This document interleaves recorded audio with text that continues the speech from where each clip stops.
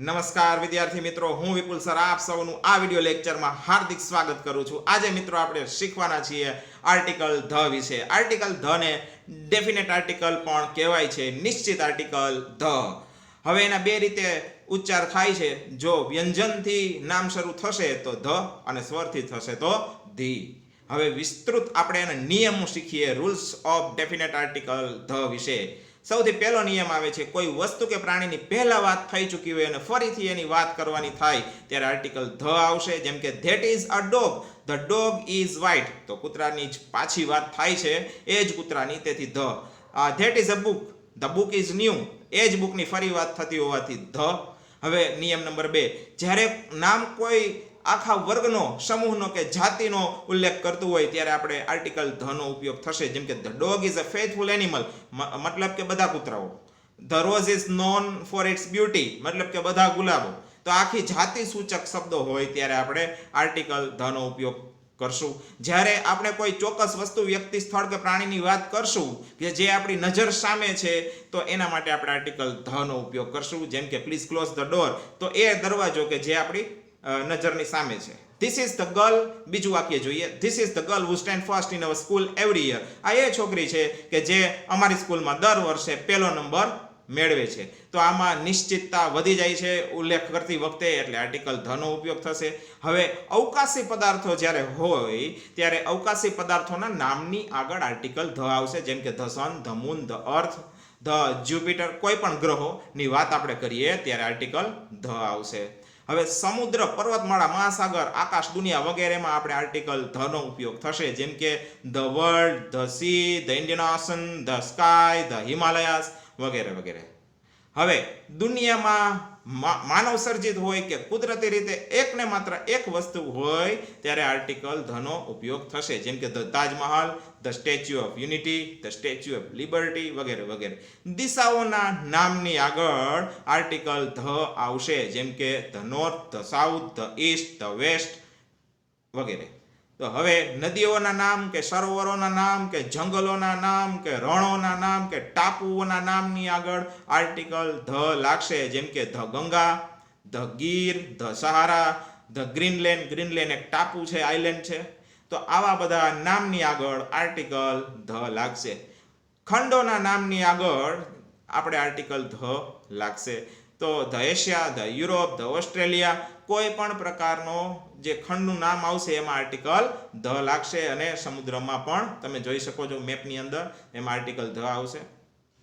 હવે ધાર્મિક ગ્રંથોની વાત કરીએ. ધાર્મિક ગ્રંથો કે જે ન્યૂઝપેપર્સ છે એમાં પણ આર્ટિકલ ધ લાગશે. જેમ કે the Bhagavad Gita, the Bible, the Ramayana, the Hindustan Times કે અન્ય કોઈ પણ ન્યૂઝપેપર અથવા તો ધાર્મિક ગ્રંથો માટે.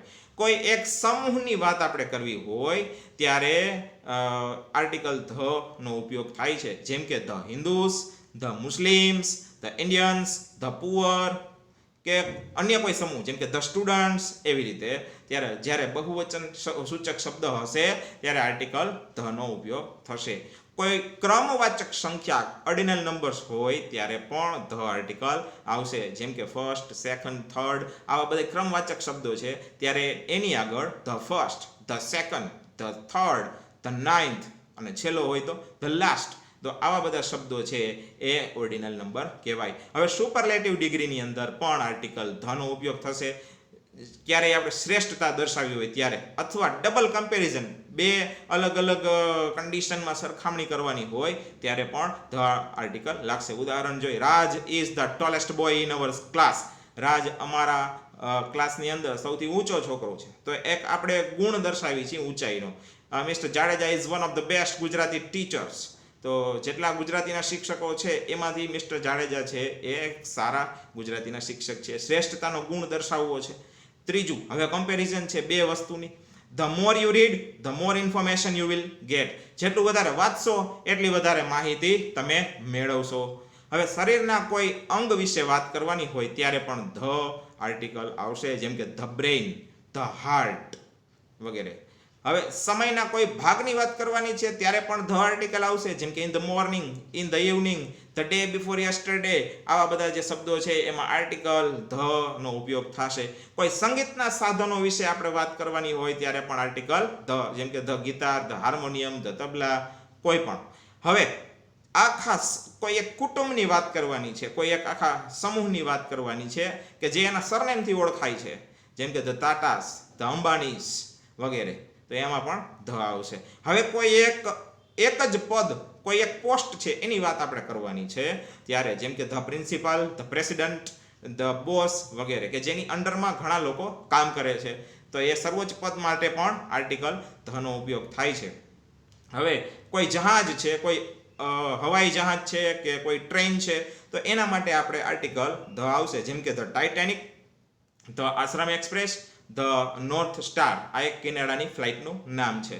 તો આવી ઘણી બધી ફ્લાઇટ ને વગેરે વગેરે ઘણી બધી જગ્યાએ આર્ટિકલ ધ લાગે છે.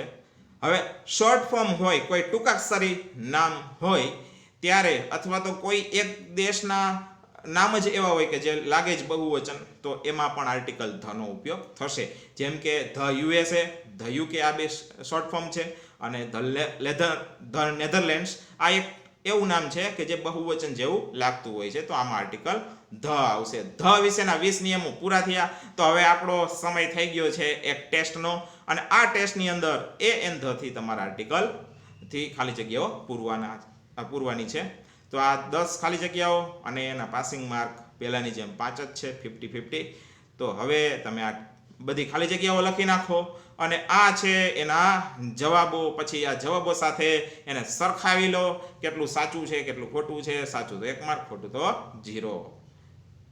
That's it about article the. Thank you very much. Like, share, subscribe and press the bell icon. Thank you.